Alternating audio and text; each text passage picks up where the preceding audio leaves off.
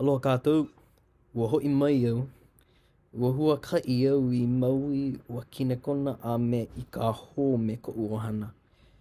E himeni ana au I he mele nani loa. Na David a lawa I haku I kēia mele no kona home ma waiēhu ma maui. Ua haku hou o David Brown Sr.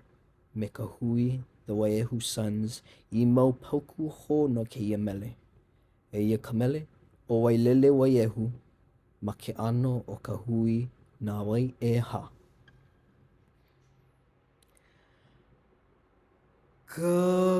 Kaulana kainoa o Waiēhu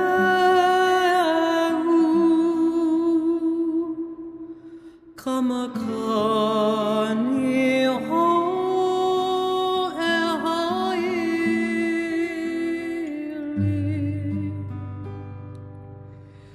Ke ala una, ke avapu